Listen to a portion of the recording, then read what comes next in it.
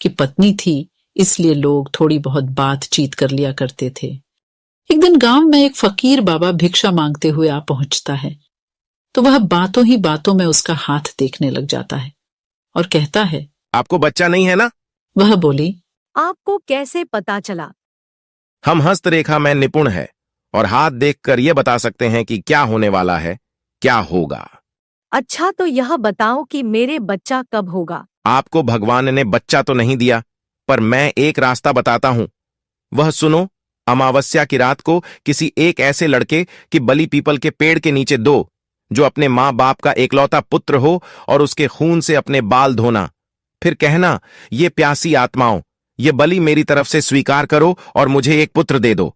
एक लोटे में उस कुएं का पानी भरकर उसमें उसके शरीर के खून की 2 बूंद मिलाकर खुद पी लेना, और उस लड़के के सिर के बाल को अपनी साड़ी की गांठ में बांधे रखना, तो तुम्हें अवश्य एक पुत्र पैदा होगा।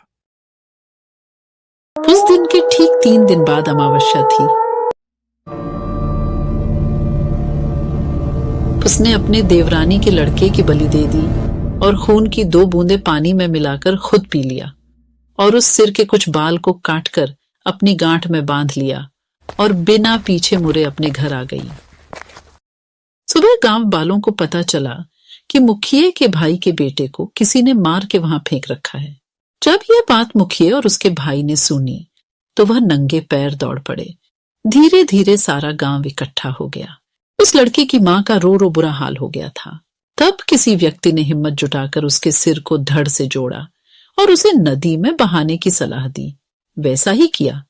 लोगों ने उस लाश को पानी में बहा दिया। सब लोग यही कह रहे थे, किसने किया? ये सब कैसे हुआ? सब लोगों के लिए यह घटना चिंता का विषय बन गई थी।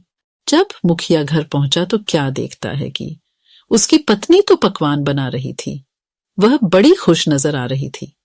मुखिया ने क्रोध में कहा, क्या तुम्हें इस बात का बिल्कुल भी दुख नहीं है कि हमारे भाई का बेटा मर गया है? वह पहले ऐसी नजरों से देखी जैसे कि उसे मार ही डालेगी। फिर कहने लगी, लड़का उसका मरा है, मेरा नहीं, मैं क्यों शोक मनाऊं? तुम पागल हो। तुम्हें तो खुश होना चाहिए कि अब तुम्हारा भी एक पुत्र आने वाला है, और यह जानकर और खुशी होगी कि वह इस जायदाद का अकेला वारिस होगा। मुखिया से